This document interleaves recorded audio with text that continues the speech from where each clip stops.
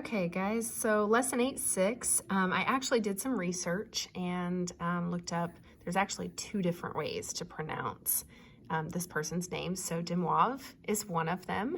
That's the way I thought it was pronounced. The other way is Demoivre, which is even better. So I may use that one if I can remember how to pronounce that every time I say it. So, okay, so Demoivre's theorem, it says for every integer n, if you have this setup, like we have talked about previously, this CIS setup, to the nth power, it can be rewritten like this and simplified. So this is an easier way to simplify it than having to calculate all of this times itself so many times, right? Okay, so in this case, they're asking me to use Demoivre's theorem to change this to the 20th power to the form a plus bi. And a and b are going to be real numbers. Now, sometimes in this particular case, b ends up 0 times I, so I end up with just a single number. So I can leave it like that, or I could say plus 0i. Most of the time, though, you will have an a value and a b value in there. So just be aware of that. This one might be a little bit different than others. Okay, so the first thing I would do is find my r value. So I'm just going to do it here. R is going to be, because I really want it to be in this format so that I can change it to this. So in order to be in this form, I need to have an R value. So that's going to be 1 squared plus 1 squared in this case, or the square root of 2. Now you could also graph this, which I'm going to have to do anyway, so I'm going to go ahead and do this. So 1, 1 is where, so 1 plus 1i. So 1, 1 right here. So this is what I'm talking about. So I also need to know what this theta value is right here. So I'm in quadrant 1 for sure. And my question is, where do I end up with, I always think of it as tangent. Tangent in this case, tangent of theta would be 1. So where does that happen in the first quadrant? It happens at pi over 4. So you can look at your unit circle for that. So now I know that my theta value is pi over 4. And if you need to use tangent to figure it out, that is fine as well. Okay, so I'm going to write that out in this setup. So that means I have my square root of 2 times my cosine of pi over 4 plus I sine of pi over 4. And that's all going to be to the 20th power. So I want all of this to the 20th power. Okay, so to simplify that, let's rewrite it. I'm going to write it like this. So r to the n, so that means I'm now taking my square root of 2 to the 20th power times cosine of 20 times my theta value plus I sine, again, 20 times my theta value. And then I'm going to just try to simplify this. So I always think of the square root of 2 as being 2 to the 1/2 power. So this is really, I'm going to do it over here. This is really 2 to the 1/2 to the 20th, which is 2 to the 10th. Then let's take my 20 times my pi over 4. That's really, this cross simplifies to a 5. So this is really cosine of 5 pi. I'm not sure why I put pi up there. 5 pi plus I sine. Again, same thing will happen. I end up with 5 pi. Okay, so then where is 5 pi? You can use a calculator for that. Just make sure it's in radian mode. But if I think about it on the unit circle, so this is pi. So this is like 1 pi and then 2 pi and then 3 pi, 4 pi, 5 pi. So 5 pi is right here. It's the same value as pi. So -1 and 0 are my cosine and my sine values. So this is -1. This one is 0. And I've got that 2 to the 10th. So 2 to the 10th power is really 1024. You can use a calculator for that. So if I distribute that, I end up with -1024 plus 0i. Or you could just write it as negative 1024. So just be aware, if the book has it like this, that is okay. Or if they have it like this, it's the same thing. Okay. The second thing in this lesson that we need to talk about are nth roots. So there's a theorem on nth roots that kind of tells us how to calculate, to find all of those root values. So in example 2, they want me to find the 4 fourth roots. So I should have 4 answers to this problem of this. Then part B, they want me to represent those geometrically. So we'll talk about that in a second as well. So this is the theorem that I'm going to use. So let's see, this nth root of r, and then I've got a cosine of all of this mess in here. The big thing that I want you to take away from this is to remember what your k values should be. So your k values are 0, 1, 2, 3, 4, all the way up to n minus 1. So let's say n, that's your root, remember. So let's say I need to find the 6th root of something.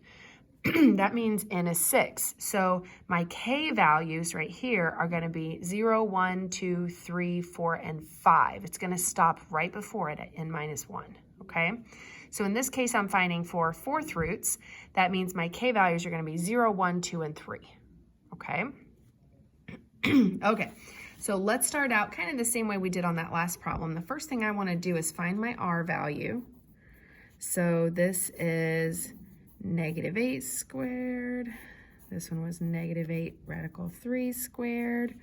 Okay, so let's simplify this. So I've got, this would be really the square root of, this is 64, plus this would be, this piece right here would be 64. This right here, if I square it, would be 3. So I really have 64 times 3, which is 192. If I add those together, I get 256, which is really 16. The square root of 256 is 16. Okay, so r is 16 in this case. The other thing I need to find is my theta. So I'm going to just kind of think about it up here. So what quadrant am I in for this problem? I'd be going negative 8, and square root of 3. So this would be in quadrant 3. So I'm going to use tangent to help me with this one. So tangent of theta would be my y value, which in this case is negative 8 radical 3 over my x value, which is negative 8. So really that means I have, this cancels, it's really just the square root of 3. So where does that happen at? If you look at your unit circle, and I'm looking at quadrant 3, I'm looking for where am I going to end up with just the square root of 3 if I take y over x. So this one right here, if I take y over x, I'm just going to do it right here on this paper. So negative square root of 3 over 2 over or divided by negative 1/2. Really that means I have negative square root of 3 over 2 times negative 2 over 1. So my negatives are going to cancel, my 2's are going to cancel, which leaves me with just square root of 3. So it's this right here, which is 4 pi over 3. All right, so my theta is 4 pi over 3. Okay, so now I can start kind of filling in up here. So the first one that I'm going to do, so I'm going to do 0 first. I'm going to write kind of small because I'm going to put 2 side by side here. So this first part would be the nth root. In this case, that's the 4th root of my r value times, I've got cosine of, in this case, my theta was 4 pi over 3 plus 2 pi times 0 all over, because 0, that's my k value, this is 0, all over n, which is your root, which is 4. Plus, I now have I sine of the exact same thing. So 4 pi over 3 plus 2 pi times 0 all over 4. And that's it. Okay, so now let's simplify. So the 4th root of 16 is 2. That comes out really nicely. If it doesn't, just work with it. It's okay if you can just simplify it a little bit. And then I've got a cosine of This one is going to be fairly simple to simplify because this is just 0. This is just 0. So I really just have 4 pi over 3 over 4. Really, that means I have 4 pi over 12. So 4 pi over 12, let me write it over here. 4 pi over 12 is the same thing as pi over 3. So I really have cosine of pi over 3 plus I sine of the same thing, pi over 3, because that's going to simplify just the same.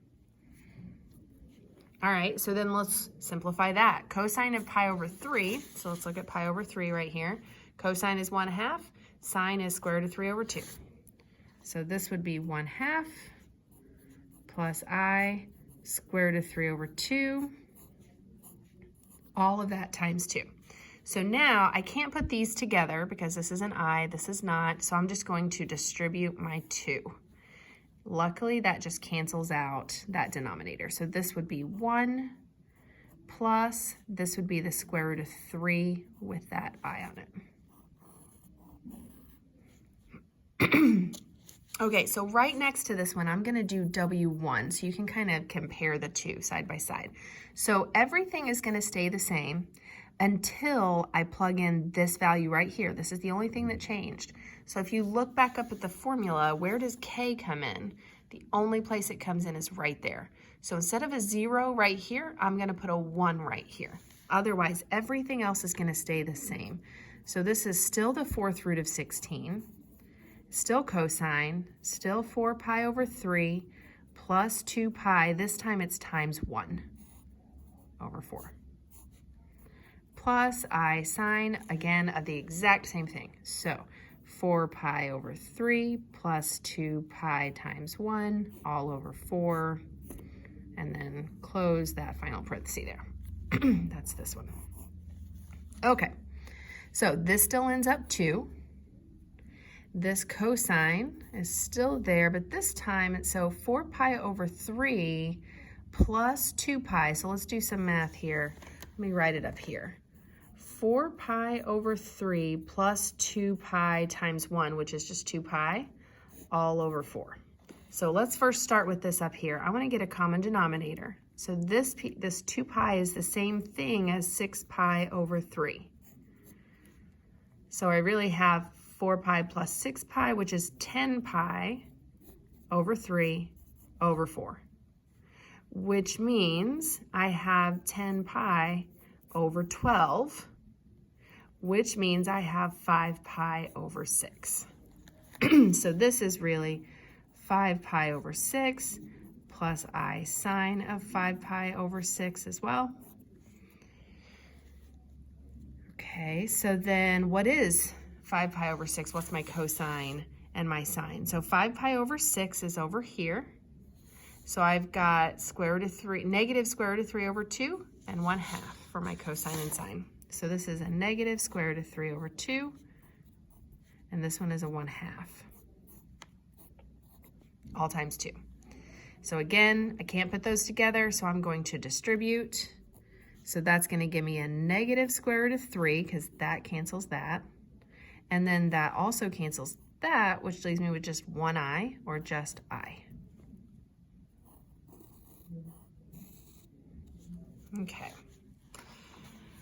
All right, so then let's start with W2, and I'm still going to have to do W3 as well. So same thing again, 4th root of 16, this would be cosine, 4 pi over 3 is staying the same, 2 pi stays the same. This time it's times 2, because that's what my K value is, all over 4, plus I sine of the same thing. So sometimes you'll see me do this because I know that this and this are the same thing. So I'm just going to fill that in. I don't have to write it out every time. So let's calculate. So this would just be 2. This one would be cosine of, so let's simplify this. This is 4 pi over 3 plus this would be 4 pi. So I have 4 pi over 3 plus 4 pi, which I'm going to write as something over 3. 4 pi, if I need to multiply it by 3, that would give me 12 pi over 3. This is the same thing as 4 pi, all over 4. Okay, so let's simplify.